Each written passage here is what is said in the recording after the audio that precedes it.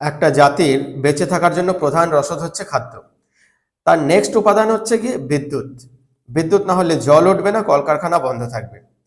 তো বাংলাদেশ যখন কোনোভাবেই কথা শুনছে না এবং বাংলাদেশ যখন আমাদের উপরে সম্পূর্ণভাবে প্রায় সম্পূর্ণভাবে নির্ভরশীল খাদ্যশস্যের উপরে এবং বিদ্যুতের উপরে, তখন আমাদের কাছে এই কূটনৈতিক চাল তো আছেই যে আমরা খাদ্যশস্য এবং বিদ্যুৎ বন্ধ করে দিতে পারি যে কোনো দিন, আমরা দোবো দোবো করে বন্ধ করে দিতে পারি।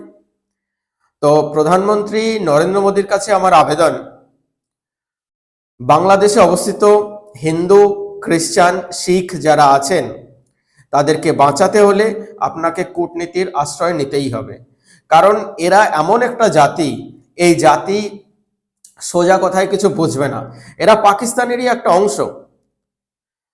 মানিক শাহ বলেছিলেন যে যখন বাংলাদেশ পাকিস্তান ভাগ হয় তখন ইন্দিরা গান্ধীকে বলেছিলেন যে আপনি আমাদের দুধারে দুটি পাকিস্তান বানিয়ে নিলেন, যেটা এক ধারে ছিল এখন দুধারে বানিয়ে নিলেন, এবার আপনি খুশি তো? তো আমি অত পিছনে যাচ্ছি না, খুশি অখুশির কথায় যাচ্ছি না। আমাদের দুপাশে দুটি পাকিস্তান, একটা বাংলাদেশ নয় কিন্তু অ্যাকচুয়ালি পূর্ব পাকিস্তান। এরা আমাদের চিরশত্রু। আমরা যতই এদেরকে ভাই মনে করার চেষ্টা করি, যতই প্রতিবেশী মনে করার চেষ্টা করি, আমরা সেইভাবেই আচরণ করে এসেছি এত বছর, কিন্তু এরা কখনোই মনে করে না। আমরা সোশ্যাল মিডিয়াতে দেখছি কিভাবে ভারতের বিরুদ্ধে বিষোদ্গার করছেন, কিভাবে ভারত বিরোধিতা করছেন, এবং ভারত বিরোধিতাই বাংলাদেশ প্রেম হয়ে উঠেছে আজকাল, দেশপ্রেম হয়ে উঠেছে ভারত বিরোধিতাটাই। তো ভারত বিরোধিতাটা করুক, তারা নিজের খেয়ে করুক না, আমাদের খেয়ে করছে। আবার অনেকে বলবেন যে আমরা তো বিনে পয়সায় খাচ্ছি না। ভাই, বিনে পয়সায় খাও বা না খাও সেটা দেখার দরকার নেই, আমরা যোগান দিচ্ছি।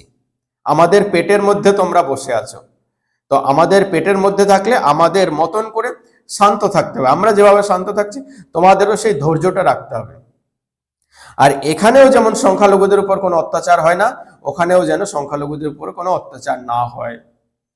প্রধানমন্ত্রী নরেন্দ্র মোদীর কাছে এটা আমার আবেদন, অখিলবঙ্গীয় জনতার পক্ষ থেকে, জনতা পার্টির পক্ষ থেকে আবেদন যে বাংলাদেশ যদি কোনোভাবে কথা না শোনে, তাদের খাদ্যশস্য কেটে দেওয়া হোক, তাদের বিদ্যুৎ সরবরাহ কেটে দেওয়া হোক, তাহলে দেখি এরা কতদিন আর তিরিং বিরিং করে লাফাতে পারে এবং ভারত বিরোধিতা করতে পারে।